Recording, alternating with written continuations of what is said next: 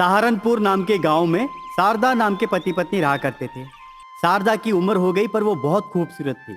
उसे अपनी खूबसूरती पर बहुत नाज था। शारदा को काले लोग बिल्कुल पसंद नहीं थे।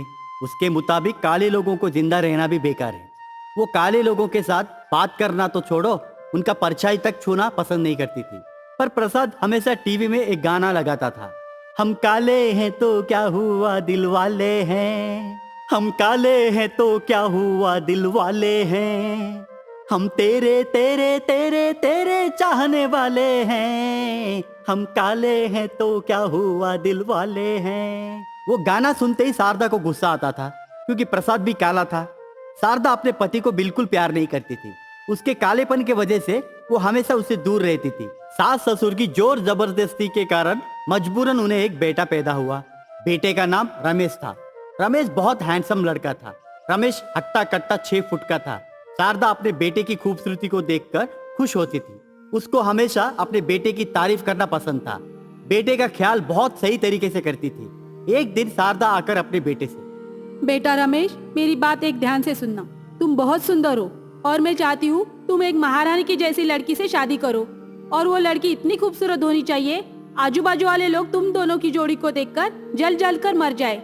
मेरा नसीब फूट गया था कि मैंने इस काले आदमी से शादी कर दी, लेकिन तुम एक बात याद रखना, कालेपन से हमेशा दूर रहना। कालेपन एक बीमारी है। वो लोग दिखने के लिए जैसे दिखते हैं उनका मन भी वैसा ही रहता है और उनका चेहरा भी वैसा ही रहता है।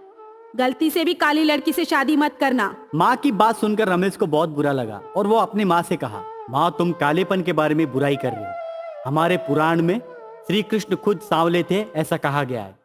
जब भगवान खुद सांवले हैं तो तुम कौन होती हो कालेपन को बुराई करने वाली। इस दुनिया में काले लोग मिसाल कायम कर दिए हैं और तुम हो कि बेवकूफ़ी भरी बातें करती हो। मेरे पापा काले जरूर हैं लेकिन दिल के बहुत अच्छे हैं। तुम रोज उन्हें डांटती रहती हो, फिर भी वो तुम्हारे पास पड़े हैं क्योंकि वो तुमसे बहुत प्यार करते हैं। तुम्हें उनकी प्यार की जरा भी कदर नहीं है। उम्र हो गई है फिर भी तुम्हें अपनी सुंदरता के ऊपर घमंड देखकर मुझे बहुत बुरा लग रहा है। माँ अब तो सुधर जाओ वरना लोग आपको पागल कहेंगे। ना आप बाहर जाती हैं ना किसी से बात करते हैं, सिर्फ घर पर बैठकर हमेशा आईने के सामने अपनी सुंदरता को ताकती रहती हैं। क्या मिलेगा इसमें आपको माँ? अड़ोस पड़ोस वाले अगर काले हैं तो उनसे बात तक नहीं करती हो। बीमार वो नहीं है, बीमार आप हैं माँ। सुधर जाइए वरना एक दिन आपको ये बात बहुत भारी पड़ेगी। इतना कहकर रमेश वहां से निकल गया। बेटे की बात सुनकर पिता को बहुत मजा आया और वो हंसते हुए आकर अपनी बीवी के सामने गाना गाया, अरे हंसते हंसते कट जाए रस्ते, जिंदगी यूं ही बदलती रहे, खुशी मिले या गम बदलेंगे ना हम, चाहे दुनिया सारी बदलती रहे। प्रसाद का गाना सुनकर शारदा को गुस्सा आया और वो गुस्से में आकर प्रसाद के मुंह पर पानी फेंका। चुप, बिल्कुल चुप। तुम बाप बेटे दोनों मुझे पागल समझ रहे हो। तुमने मेरे बेटे को बिगाड़ दिया है। बेचारा मेरा बेटा बहुत अच्छा है। वो इतना सुंदर होकर भी उसको अपनी सुंदरता के ऊपर जरा भी घमंड नहीं है। वो बिल्कुल मासूम है और नालायक है। मेरी सुंदरता उसके अंदर आई है और तुम्हारा निकम्मापन। जाओ यहाँ से, मुझे परेशान मत करो। इतना कहकर शारदा ने प्रसाद को घर से निकाल दिया। रमेश अपना जॉब खत्म करके शाम के टाइम पर अनामिका नाम की लड़की से मिलने गया। रमेश और अनामिका दोनों एक दूसरे से प्यार करते थे। अनामिका दिखने में बहुत सुंदर थी पर वो काली थी। रमेश को उसके कालेपन से कतई ऐतराज नहीं था। उसने कभी ये नहीं सोचा था कि अनामिका काली है। वो बस अनामिका से बेहद प्यार करता था। पर अनामिका को रमेश की माँ के बारे में सब कुछ पता था और उसे ये भी पता था कि रमेश की माँ उन दोनों की शादी के लिए जरूर दीवार खड़ा। वो जब उस दिन पार्क में मिली तब अनामिका रमेश से बोली, मुझे पता है रमेश, तुम मुझसे बहुत प्यार करते हो और मेरे बिना जी नहीं सकते, पर हालात अभी अलग है। तुम्हारी माँ हमारी शादी के लिए कभी तैयार नहीं होगी। अगर तुम शादी करके मुझे अपने घर भी लेकर गए तो वो जहर खा के मर जाएगी या फांसी लगाकर, पर मुझे वो कभी स्वीकार नहीं करेगी।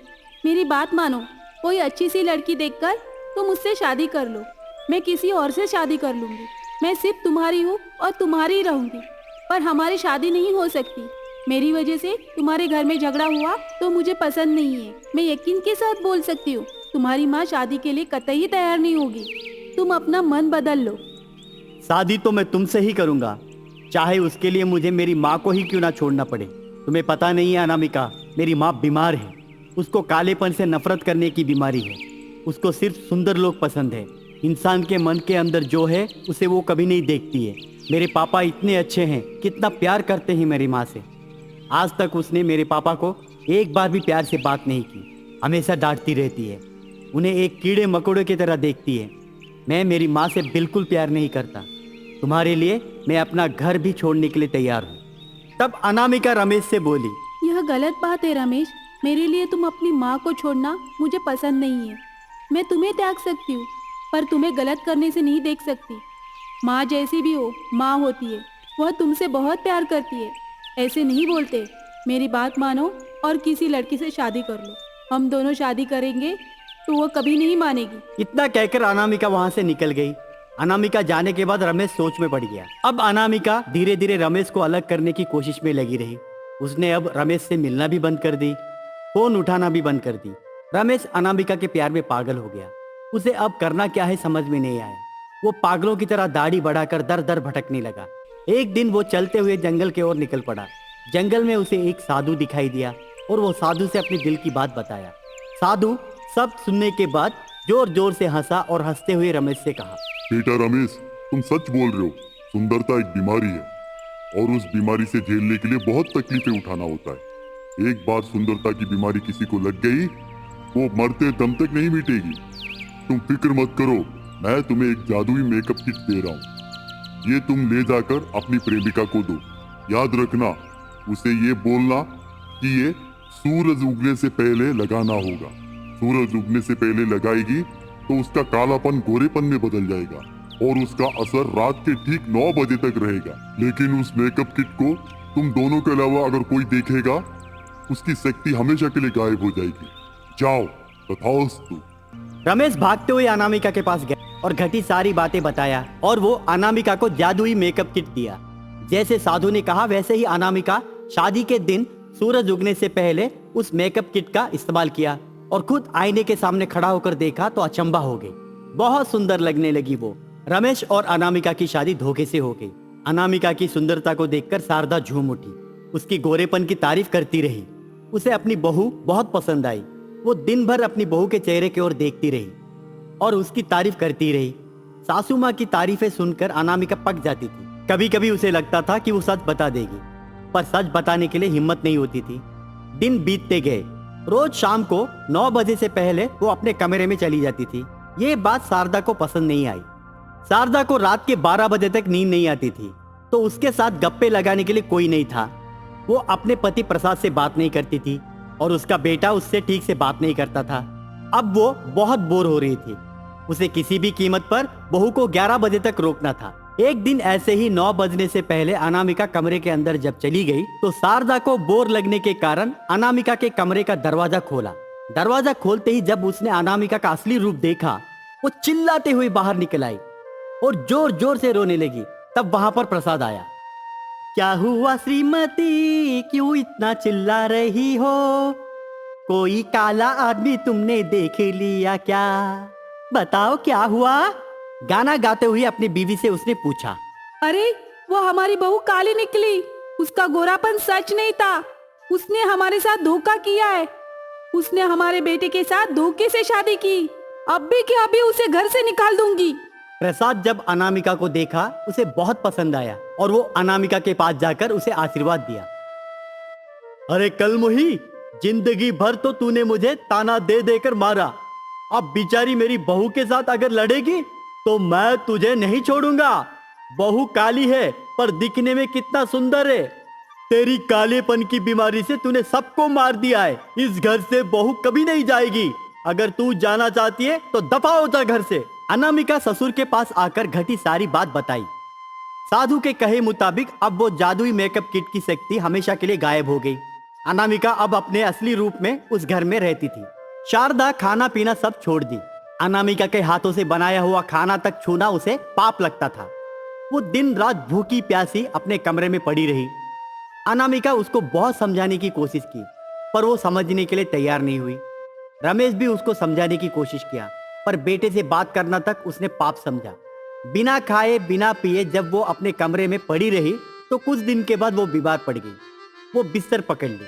पति और बेटा दोनों उसके पास नहीं गए। वो बेसहारा होकर उस बिस्तर पर पड़ी रही। कुछ दिन तक तो वो अनामिका को अपने पास नहीं आने दी, पर लाचार होकर एक दिन उसे बुलाई। बेटी अनामिका, मेरी मदद करो, मुझे ताकत नहीं है। मेरा पति और मेरा बेटा मुझे देखने के लिए भी नहीं आ रहे। तुम मेरी मदद करो बेटी।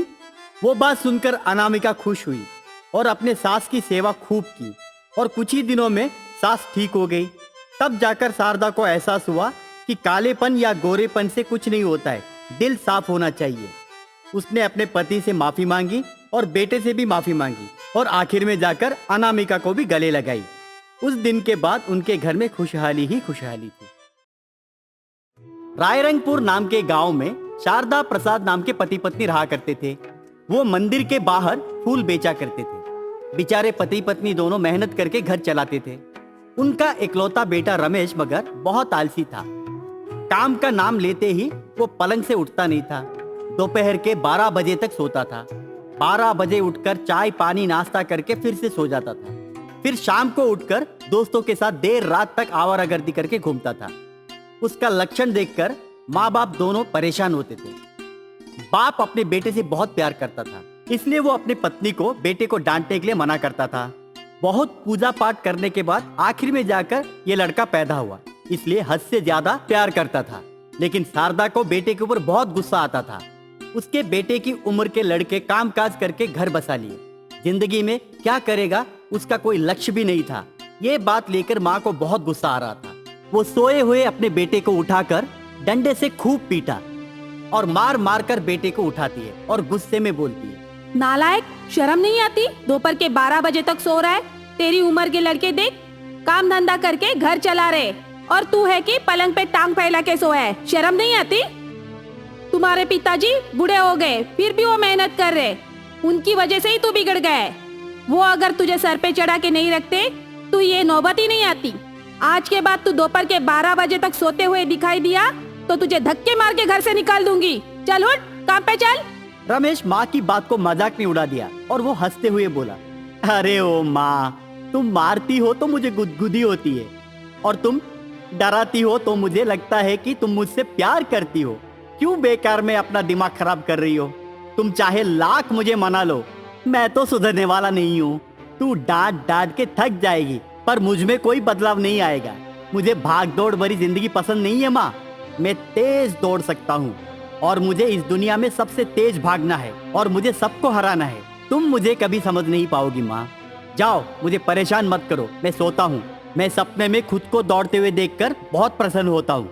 तुम अभी जाओ, जाकर अपना काम संभालो, फूल बेचो, पैसा कमाओ, घर संभालो, मुझे खाना खिलाओ। आगे जाकर मैं तुम्हें बहुत कुछ दूंगा। मेरी तुम चिंता मत करो माँ।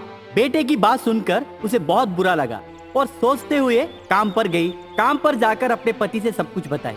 तब प्रसाद उसे समझाते हुए कहा, शारदा, तुम बेकार में परेशान हो रही हो। मेरा बेटा एक दिन हम सबका नाम रोशन करेगा।